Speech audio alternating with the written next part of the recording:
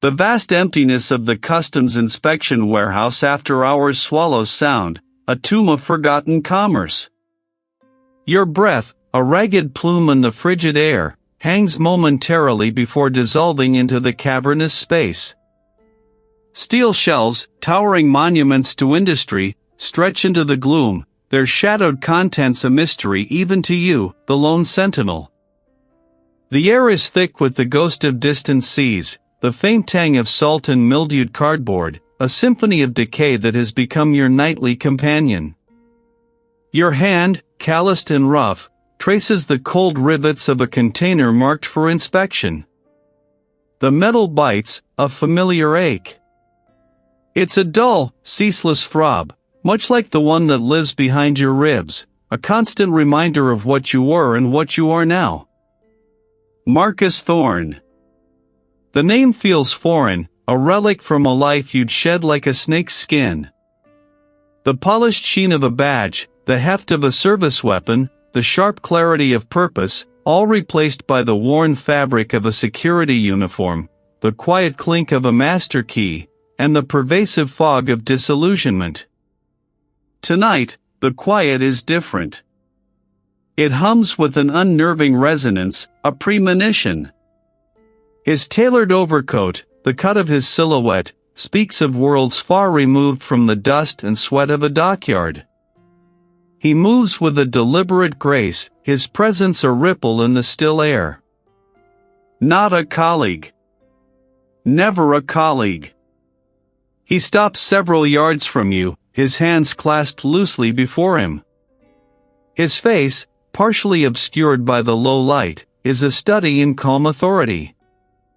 Marcus Thorne, he says, his voice a low, resonant baritone that seems to absorb the warehouse's echo, leaving only its crisp edges. The full weight of your name, spoken with such intent, is a jolt, an electric current through your weary bones. You don't reach for the small sidearm holstered at your hip. Instinct tells you this isn't a threat of the street variety. This is something else entirely. You're not supposed to be here, you state, your voice rough, and used to anything beyond the occasional grunt to a departing delivery driver. He offers a faint, almost imperceptible smile. A minor technicality. I have a message for you. His gaze is steady, unwavering, holding yours like a vice. About unfinished business. Your jaw tightens. Unfinished business. The journalist. The watcher. The name alone conjures a ghost, a brilliant mind, a relentless pen, and a brutal, unsolved end. The case that had shattered your career, leaving you adrift in this desolate half-life. It had been labeled random, a street crime, but you had always known better. That case is closed, you say, the words tasting like ash. Buried. Just like everything else. Not for me. Not for us, he corrects, his eyes glinting in the faint light. And not truly for you, I suspect. There are new threads, Marcus. Threads that lead to very high places. A prominent politician's campaign. The dismissive reports, the sudden stonewalling, the quiet orders to stand down, it all rushes back. You see the journalist's keen, intelligent eyes, the file clutched in their hand the last time you spoke. A file that vanished. What do you want? You demand, your voice sharper now, a spark of the old fire igniting in your gut. Justice, Marcus. Or at least, the truth. He pauses, letting the weight of his words settle. We believe the initial investigation was deliberately sabotaged. Buried. And you, Marcus Thorne, were the closest to uncovering it. The architect of its downfall. Now, you are its only hope for resurrection. He reaches into his inner coat pocket, extracting a slim, manila envelope. It's unmarked, unassuming. He holds it out to you. This contains a fragment. A piece of the original evidence that was overlooked. It proves the random attack was anything but. And it hints at the architect of that cover-up. Your gaze drops to the envelope, then back to his face. The air crackles with an unspoken challenge. This isn't just an offer, it's an indictment, a mirror reflecting your greatest failure. The tension is a physical entity, wrapping around you, urging you forward, pulling you back. But the flicker of that old fire, the determination you thought long extinguished, burns brighter now, a defiant ember in the desolate landscape of your present. The offer is a poisoned chalice, but the thirst for truth, for redemption, has been rekindled. The flicker of that forgotten ember ignites within you, Marcus, a sudden, fierce burn in the desolate landscape of your resolve.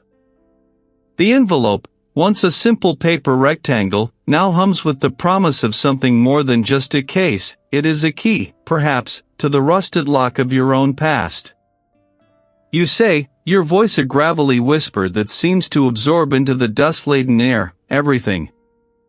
The contact offers a curt nod. A subtle shift of his weight on the grimy concrete floor. He gestures to a reinforced metal table nearby, a relic of countless inspections.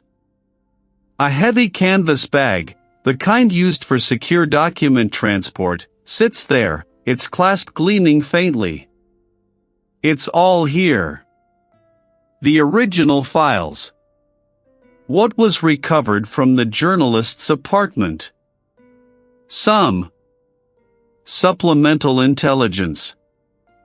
You walk towards the table, the scuff of your boots echoing too loudly in the cavernous space. The air is thick with the scent of stale cardboard, distant diesel, and something metallic, a ghost of countless shipments. You reach for the bag, the canvas rough against your fingertips. The weight of it is substantial, a physical manifestation of the burden you are about to shoulder. Unzipping the bag, you plunge your hand inside, pulling out a stack of yellowed folders, secured with brittle rubber bands. The top folder bears the name of the victim, scrawled in an old hand, Elena Petrova. The brilliant investigative journalist. The case that splintered your career. You remember. I remember, you affirm, your fingers already sifting through the brittle pages.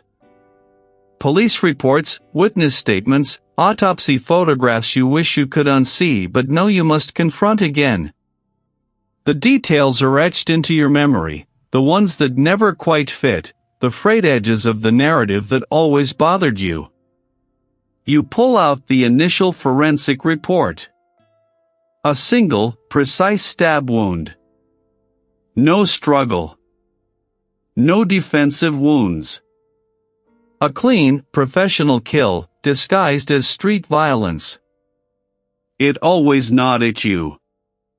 Elena Petrova was no stranger to danger, he was meticulous, cautious.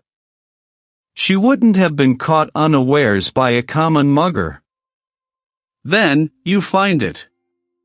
Tucked deep within a folder marked Personal Effects, a small, leather-bound notebook. Not official evidence, merely listed as recovered item. Its pages are filled with Elena's distinctive, precise script. You flip through it, scanning keywords, dates, names. Most are familiar from your initial investigation, sources, interviewees, political figures he was scrutinizing. But then a name catches your eye, scrawled repeatedly, circled, underlined, the syndicate. Beside it, a symbol, 3 interlocking triangles. Your breath hitches. You remember that symbol. You saw it once, briefly, in an obscure document related to a high-profile corruption case you were investigating years ago, a case that mysteriously vanished from the records, its files purged, its leads evaporating into thin air. A case that indirectly led to your downfall. The syndicate, you murmur, almost to yourself. Bigger than anyone realized at the time. Connections between old money, political power, and a network that operates beyond the reach of the law. They are pushing a candidate. A candidate for the highest office. And Elena Petrova's old research. It's a blueprint. A warning. You return to the notebook, a frantic energy now coursing through you. You find a series of dates, annotated with cryptic phrases. One date, just weeks before her death, is marked meeting with the financier, Project Chimera. Another, a few days later, leak confirmed, Senator Thorne's campaign funds. You pause. Your own name, Marcus Thorne, appearing in Elena Petrova's final notes, linked to a political campaign. The irony. Is a bitter taste on your tongue? You begin to cross-reference these entries with the supplemental intelligence the contact provided, digital printouts of news articles, anonymous tips, leaked financial records, all recent. The current presidential candidate, a charismatic and seemingly untainted figure, has been holding private fundraisers, attended by the same powerful individuals Elena was investigating. The same names, the same silent partners, the same interlocking triangles appearing subtly in corporate logos and private club emblems. The pieces begin to coalesce, forming a grim mosaic. Elena Petrova wasn't just investigating corruption, he was on the verge of exposing a deep-seated conspiracy, one that has merely evolved, adapted, and resurfaced with terrifying precision in the current political landscape. Her murder wasn't random, it was a calculated silencing, a surgical strike to protect the very structure now seeking to seize ultimate power. This isn't just about Elena anymore. It's about the very fabric of justice, unraveling thread by thread. You look at the contact, your eyes hardened by the revelations. They thought they buried her truth with her. They were wrong. You gather the files, the weight of them no longer a burden, but a tool. You are in, Marcus. Fully, irrevocably in. The flickering bulb above, once a symbol of your stagnation, now ignites a path, and in your mind, the connections are becoming sharper, clearer, a nascent web spun from the threads of forgotten facts. You know where you must go first. The apartment. The place where the journalist's vibrant life was so brutally extinguished, and your own path irrevocably altered. The city outside is a hushed beast, its breath a cool whisper against your skin as you navigate the familiar streets. The building, a nondescript brick structure, looms under the moon's indifferent gaze. Years have passed, paint has peeled, new faces now occupy the units, yet the air around the third-floor windows still seems to hum with a residual chill. You secure entry through a familiar, albeit unofficial, channel, a favor owed, a debt reluctantly paid by a building superintendent whose weary eyes hold no judgment, only a silent plea for you to finish what you started. The door creaks open, revealing an apartment stripped of its original tenant's life, yet not entirely cleansed of its ghost. A different couch, a new rug, but the faint scent of old wood and forgotten dust clings to the air. You walk the perimeter, your fingers tracing the cool plaster, your gaze sweeping over every surface. The initial sweep had been thorough, but yours is a different kind of vision now, sharpened by years of regret and a fresh hunger for truth. You kneel by the large bay window, overlooking the street below, the very spot where the journalist often sat, a notepad always close at hand. The police had documented everything, photographed every angle. But they hadn't looked for a message, not really. Your fingers brush against the wooden sill, worn smooth by countless seasons. And then, beneath the peeling paint, almost imperceptible, your thumb catches on an irregularity. Not a scratch, but a deliberate indentation. You lean closer, pulling out the small penlight from your pocket. There, etched with meticulous precision into the underside of the sill, is a symbol, a stylized bird in flight, its wings outstretched, sharp and angular, almost like a dagger. It's not an everyday motif. It's a specific, almost heraldic design. A phoenix, you realize, not in flames, but mid-ascension, as if escaping. A private mark, perhaps? A signature? Or a clue, hidden in plain sight, waiting for someone to truly see it.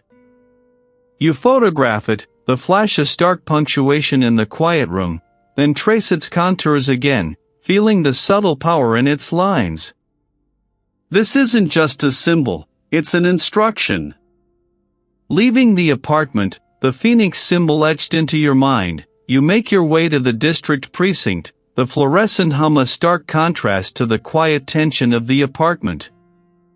You find an old colleague, a detective whose hair has thinned since you last saw him, hunched over a stack of reports. Anything new ever surface? Random act. End of story. His voice is tight, a subtle warning woven into the words. You should let it lie. Some things are best left buried. You meet his gaze, unwavering. Some things demand to be unearthed. He sighs, a sound heavy with resignation. Look, I'm just telling you, don't stir up ghosts. There are people who don't like old files getting dusted off. He doesn't elaborate, doesn't need to. The unspoken threat hangs in the air, thick and palpable. Undeterred, you seek out a former informant, a shadow from your past who once traded whispers for leniency. He's cleaner now, his eyes still darting, but less frantic. Asking about the journalist. Bad news. You shouldn't be asking. Nobody talks about that one. The journalist. He was digging where he shouldn't. Something big. Bigger than us. Said if I heard anything, to forget it. Or I'd be forgotten. He pushes away from the table, his chair scraping loudly. Just walk away, Marcus. Please. For your own good. He leaves a crumpled dollar on the table and vanishes into the street, his rapid departure a testament to his fear. And the forces at play are not just powerful, they are pervasive, their reach extending into the very institutions meant to uphold justice. The truth about the murder that defined your downfall is not simply buried, it is guarded.